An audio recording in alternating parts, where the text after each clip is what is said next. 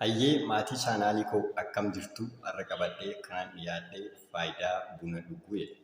Faayidaan bunaa maali? Guyyaatti hammam dhuguu qabna? Dubartiin ulfaa tokko buna hammam dhuguu qabdi? Bunni daa'immaniif ni fayyada moo hin fayyadu? Egaa viidiyoo kanarratti bal'inaan faayidaa bunaa ilaalla. Miidhaa bunaa fi dubartoota ulfaaf akkasumas daa'imman immoo viidiyoo itti aanan irratti ilaalla. Bunni carraa du'a umrii malee hir'isaa. Qorannoon akka ibsutti namoonni buna dhugan du'a umrii malee parsantii 25 warra buna hin dhugne caalaa ooluu danda'u qabu jedha. Hayyee buna dhuguun kanaaf nu fayyaduu danda'a jechuudha. Lammaffaa gammadaa akka taatu si taasisa. Bunni caaladhumatti gammadaa akka taatu si taasisa. Carraan dhiphachuu isaanii parsantii 10 hamma 20 ni xiqqaata jechuudha. Warreen buna fayyadaman yookiin dhugan. Carraan of ajjeesuu isaanii parsantii 50 warra buna hin dhugin irra xiqqaadha jechuudha.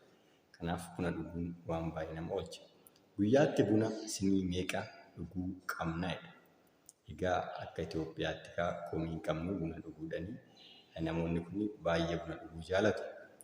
Bunni sammuu namaa eeggadha. Sadaffaan keemikaalli kaafeenii jedhamu kan buna keessatti argamu dhiiga keessatti baay'achuun carraa dhukkuba alzeemerii jedhamu qabamu xiqqeessa. Akkasumas balaa waa irraanfachuu hir'isa. Daa'imman buna dhuguu qaban jettee yaaddaa?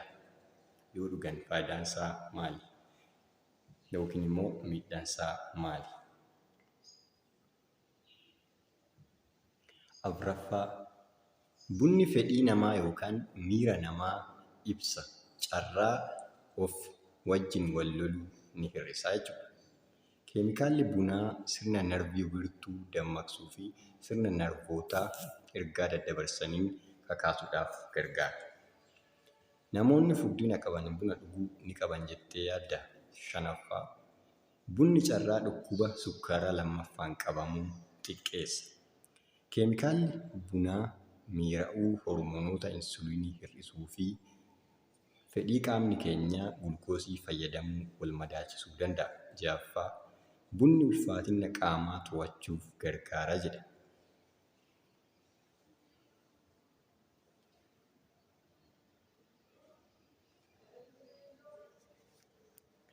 Egaa dubartiin ulfaa buna dhuguu ni qabdi. Yoo qabaatte immoo hammam? Baay'ee moo xinnoo?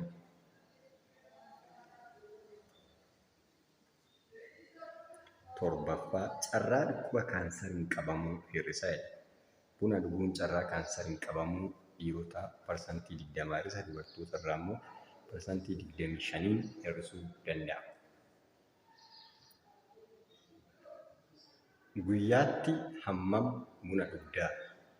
Saddeettaffaa bunni dammaqaa fi xiyyeeffataa akka taatuuf si gargaara. Tole, namni tokko buna kaafeenii giddu galeessaa qabu tokko guyyaatti sinii yookiin kaappii tokko hamma 6 yoo dhuge gaariidha. Carraa dhukkuba istirookiin qabamuu hir'isa. Saglaffaa buna kubbaayyaa 2 gaafa dhuguun dhukkuba kanaan saaxilamuu irraa nu oolchuu danda'a. Buna baay'ee dhuguun nama ajjeesuu danda'a jettee yaaddaa? Bishaan baay'ee dhuguun nama ajjeesuu ni danda'a? Yoo danda'e liitira hammamii?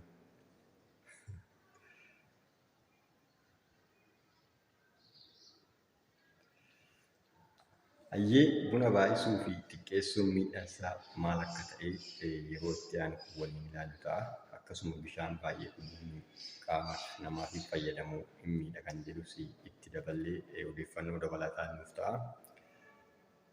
Ammasitti ammoo miseensa yuutuubii kanaa ta'uudhaaf akkasumas ammoo sabiskiraayibii fi laayik koomentii gochuudhaan akka jajjabeessitan isin jenna. Nagaatti tura.